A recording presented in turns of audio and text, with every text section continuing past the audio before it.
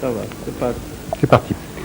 Bon, docteur Nzikwi, vous avez à dire des choses sur le CIESPAC à 3 titres. Alors, je vais d'abord vous demander de vous présenter. Quelles sont les 3 casquettes que vous avez qui vous permettent de parler sur le CIESPAC? Et ensuite, peut-être, on reprendra, je dirais, une par un. Je vous remercie, monsieur le directeur du CIESPAC. Je m'appelle Dimanche Nzikwi Gilbert. Je suis le directeur général de la santé publique. C'est peut-être l'une des casquettes que vous voulez m'attribuer. Mais par rapport au CIESPAC, je suis ressortissant de cet établissement, de la 2e promotion du CS. Et ensuite, je suis venu en mission concernant des problèmes ici au CIESPAC, la recherche des solutions à y apporter. Maintenant, je reviens en tant qu'enseignant. Je crois que ça couvre les 3 domaines auxquels vous avez fait allusion. Alors, on va peut-être commencer par la dernière, puisque c'est la raison de votre présence ici. Finalement, actuellement, qu'est-ce que vous pensez des étudiants du CIESPAC? Qu'est-ce que vous pensez? Vous avez commencé hier à travailler avec eux. Qu'est-ce que vous en pensez? Comment vous réagissez par rapport à eux, à la façon dont ils travaillent avec vous? Oui, depuis hier, je suis là. On passe des journées pleines avec ces étudiants que j'ai côtoyés il y a quelques mois, précisément au mois de juillet. Des étudiants qui étaient en quelque sorte déjà perdus parce qu'ils ne savaient pas là où ils devaient aller. Les cris d'alarme étaient partout et maintenant je me rends compte que la sérénité y est. Et ce sont des étudiants confiants qui participent de façon active au débat et qui prennent donc à bras le corps les objectifs qui sont les leurs, les objectifs de formation qui ont été définis au niveau de l'institution. Je crois que c'est ça qui m'a fait vraiment plaisir par rapport à l'idée que j'avais avant. Alors, si vous voulez comparer aux étudiants qui étaient là avant, quand vous étiez vous-même étudiant, est-ce que vous les trouvez différents ou est-ce qu'ils sont les mêmes? Des comparaisons de ce genre sont difficiles à établir, puisque il faut un certain nombre de critères, de paramètres.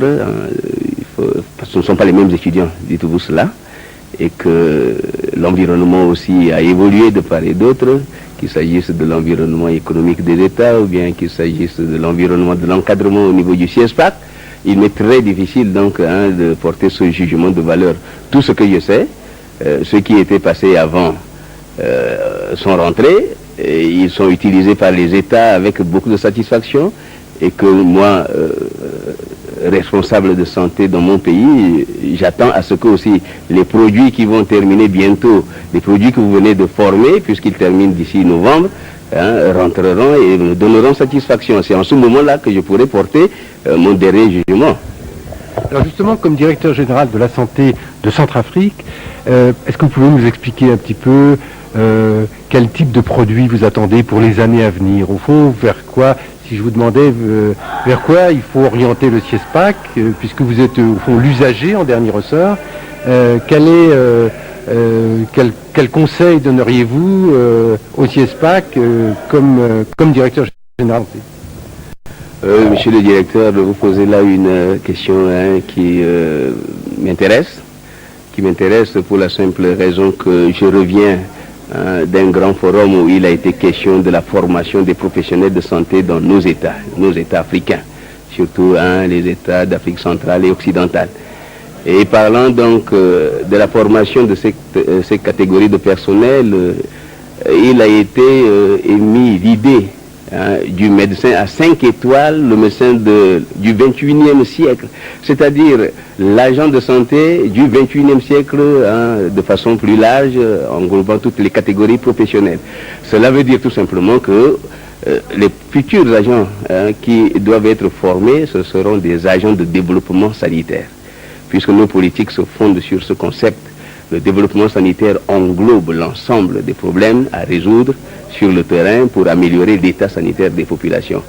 Et cela va de soi, puisque nous avons hérité d'une situation, d'une longue tradition où le médecin, l'infirmier était celui-là toujours en blouse en train de donner des injections dans un hôpital bien équipé. Et vous savez que la conjoncture économique nous oblige depuis très longtemps à réorienter l'action sanitaire pour satisfaire les besoins fondamentaux des groupes vulnérables, notamment représentés par les mères et les enfants. Et de ce point de vue, nous entendons que les produits du CIESFAC qui sortent soient des éléments valables pour pouvoir amener, disons, nos populations dans un cadre de concertation, de collaboration multisectorielle aussi avec les autres secteurs, à pouvoir donc avancer dans le domaine de la santé, améliorer les indicateurs qui sont au rouge presque, puisque le taux de mortalité maternelle dans nos pays sont élevés. En ce qui concerne la République centrafricaine, nous avons un taux de 948 000 pour 100 000 naissances vivants, ce qui est inadmissible. Alors donc, j'attends à mon retour, en tant qu'utilisateur de ces produits, que ces agents viennent animer nos districts sanitaires, gérer les programmes de santé, gérer la nouvelle politique que nous sommes en train d'asseoir, surtout dans le cadre du recouvrement de coûts et en perspective. Nous aurions souhaité aussi que le CIESFAC prenne en compte la formation des gestionnaires des services de santé, des gestionnaires des hôpitaux. C'est une catégorie qui fait défaut dans nos hôpitaux et la détresse est là, c'est que la gestion n'est pas ce que nous aurions pensé pour améliorer l'état sanitaire de nos populations. Merci. Il y a quand même aussi une question que je voulais vous poser, c'est maintenant que vous connaissiez bien le CIESFAC avec plusieurs approches, vous allez avoir certains de vos compatriotes, qui sont aussi d'ailleurs vos fonctionnaires, qui vont venir en formation ici. Qu'est-ce que vous pensez qu'il faut que vous leur disiez avant qu'ils partent pour le CIESFAC? Ils ont la chance. Je dirais que ceux qui vont venir auront la chance par rapport à ceux qui étaient venus avant, pour la simple raison que je connais suffisamment le CIESFAC. Et avant de venir, nous allons leur dire certainement ce que nous attendrons d'eux lorsqu'ils vont revenir. Et partant de ce message, ils vont certainement épouser, n'est-ce pas, la philosophie de formation au CIESFAC pour qu'il n'y ait pas beaucoup de remous par rapport aux méthodes même d'enseignement qui ne sont pas mauvaises, les méthodes qui sont appliquées.